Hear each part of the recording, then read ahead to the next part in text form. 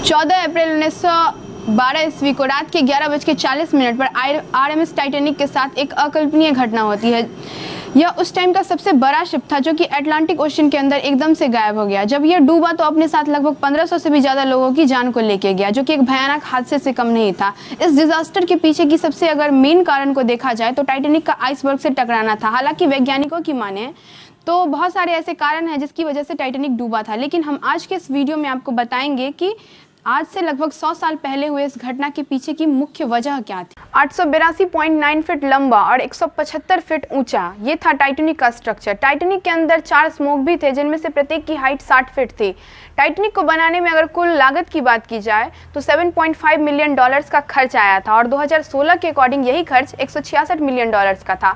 और आपको ये जान करके हैरानी होगी कि 1997 में आई टाइटैनिक मूवी जिसका कुल कॉस्ट $200 मिलियन था। हॉलैंड एंड वोल्फ शिपयार्ड में तकरीबन 3000 लोगों ने मिलकर के इस शिप को बिल्ड किया था मात्र 26 मंथ में, जो कि बहुत ही डेंजरस काम है। लेकिन मैं आपको बता दूं कि जिन लोगों ने मिलकर के इस शिप को बिल्ड किया था, यानी कि जो भी बिल्डर्स थे, उनके फैमिली की इकोनॉमिकल कंडीशन सही नहीं थी। इस वजह से उन्होंने अपने फैमिली को सपोर्ट करने के लिए इतना जोखिम भरा काम करने का टेंडर लिया था। हालांकि दुर्भाग्य से इसको बनाने के क्रम में 8 लोगों की मौत भी हो जाती है और 246 लोग घायल हो जाते हैं। माना जाता है कि टाइटैनिक के डूबने की असली वजह उसका आइसबर्ग से टकराना था, लेकिन नई खोजों के अनुसार टाइटैनिक की डूबने की असली वजह उसका आइसबर्ग से टकराना नहीं बल्कि उसके अंडरग्राउंड में आग का लगना था।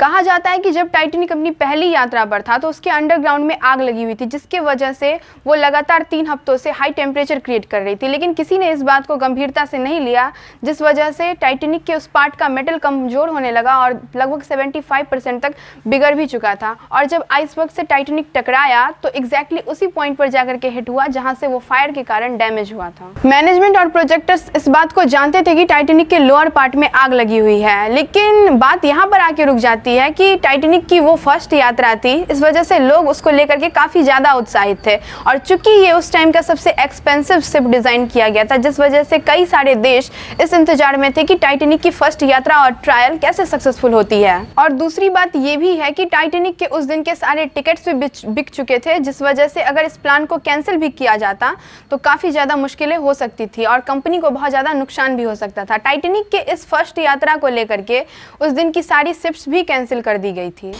इसके साथ शुरू होती है टाइटैनिक की फर्स्ट यात्रा। टाइटैनिक की अगर स्पेशलिटी की बात की जाए तो इसके स्पेशलिटी में लंदन के एक होटल को इंक्लूड किया गया था। इसके साथ साथ इसको डेकोरेट करने के लिए पेंटिंग्स का भी यूज़ किया गया था। टाइटैनिक के अंदर स्विमिंग पूल, टर्किश बार और ब्यूटी सैलून भी मौजूद थे, जो कि फर्स्ट क्लास पैसेंजर के लिए दिया गया था। इसके साथ साथ टाइटैनिक के अंदर एक अलग से न्यूज़पेपर प्रकाशन भी था, जिसमें द अटलांटिक डेली बुलेटिन करके न्यूज़पेपर भी आता था। टाइटैनिक के अंदर 1500 बोतल वाइन्स, 2000 बोतल बियर्स और 8000 सिगार्स भी थे। लेकिन आश्चर्य की बात यह है कि इतने बड़े शिप के अंदर एक भी दूरबीन मौजूद नहीं था और यही टाइटैनिक के डूबने के पीछे एक फैक्ट भी है। उस समय टेक्नोलॉजी उतनी ज़्यादा विकसित नहीं थी, जिसके कारण सोनार और रडार जैसी तकनीकों का यूज़ करके समुद्र के अंदर चलने वाले एक्टिविटीज़ को पता लगाया जा सके। उस समय दूरबीन ही बेटर काम करता था। चूँकि अगर देखा जाए तो दूरबीन टाइटैनिक के अंदर मौजूद था, लेकिन वो एक ऐसे लॉकर में मौजूद था जिसकी चाबी एक ऐसे ऑफिसर के पास थी जो कि लास्ट मिनट पर एक्सचेंज कर दिया गया था। टाइटैनिक को आइसबर्ग से टकराने में काफ़ी समय मौजूद था, लेकिन टाइटैनिक को स्पीड लिमिट से ऊपर पे चलाया जा रहा था। एक और बात जो कि इग्नोर की गई थी वो ये कि टाइटैनिक के अंदर 60 लाइफ बोट्स रखने की जगह थी, लेकिन रखा सिर्फ 20 लाइफ बोट्स को ही गया था, जो कि टाइटैनिक के अंदर मात्र 1/3 लोगों को ही बचा सकता था।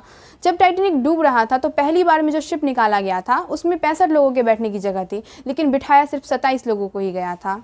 टाइटैनिक जब डूब रहा था तो कई सारे सिग्नल्स आसमान में भेजे भी गए थे, इस उम्मीद के साथ कि कोई दूसरा उसे देखे और हेल्प के लिए सामने आ सके, लेकिन किसी को भी सिग्नल रिसीव नहीं हुआ। साइंटिस्ट इस बात को लेकर के आज भी अपने ओपिनियन शेयर करते हैं, लेकिन अगर अभी तक की सबसे बड़ी वजह को देखा जाए टाइटैनिक के डूबने के पीछे तो वो उसका आइसबर्ग से टकराना और उसके अंडरग्राउंड में आग का लगना था। वैसे आपका क्या मानना है कि टाइटैनिक के पीछे मतलब डूबने की असली वजह क्या थी? अपने ओपिनियन को कमेंट बॉक्स में ज़रूर शेयर करें। साथ में अगर वीडियो पसंद आई हो तो इसे लाइक करना बिल्कुल ना भूलें।